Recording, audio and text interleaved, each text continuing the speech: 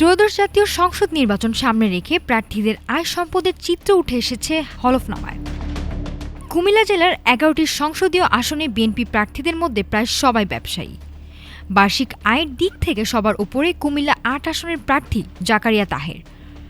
হলফনামার তথ্য অনুযায়ী জাকারিয়া তাহেরের বার্ষিক আয় ৫৯ কোটি ২৬ লাখ টাকার বেশি। এর মধ্যে সবচেয়ে বড় অংশ মূলধনী আয়। তার অস্থাবর সম্পদের পরিমাণ ১৯১ কোটি টাকার বেশি এবং আয়কর রিটার্নে দেখা হয়েছে ২০৪ কোটি টাকার সম্পদ। নগদ অর্থের হিসেবে এগিয়ে আছেন কুমিল্লা ৭ আসনের প্রার্থী রেদওয়ান আহমেদ। তার হাতে নগদ রয়েছে ৪ কোটি ৬২ লাখ টাকার বেশি। বার্ষিক আয়ে দ্বিতীয় ও তৃতীয় স্থানে রয়েছে মোহাম্মদ জসিমউদ্দিন ও রেদওয়ান আহমেদ। হলফনামা বিশ্লেষণে দেখা গেছে বিএনপির ১১ প্রার্থীর মধ্যে ১০ জনই পেশায় ব্যবসায়ী। শুধু কুমিল্লা ২ আসনের প্রার্থী মোহাম্মদ সেলিম ভূঁইয়া নিজেকে আইনজীবী হিসেবে উল্লেখ করেছেন। শিক্ষাগত যোগ্যতায় এগিয়ে পিএইচডিধারী খন্দকার মোশাররফ হোসেন। তবে ৪ প্রার্থী তাদের ঘোষিত পেশা থেকে কোনো আয়ের তথ্য দেননি।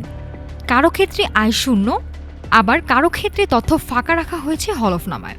প্রার্থীদের স্ত্রীদের সম্পদের পরিমাণও উল্লেখযোগ্য। জাকারিয়া তাহেরের স্ত্রীর নামে আয়কর রিটার্নে দেখা হয়েছে ১২৮ কোটি টাকার সম্পদ বেশি।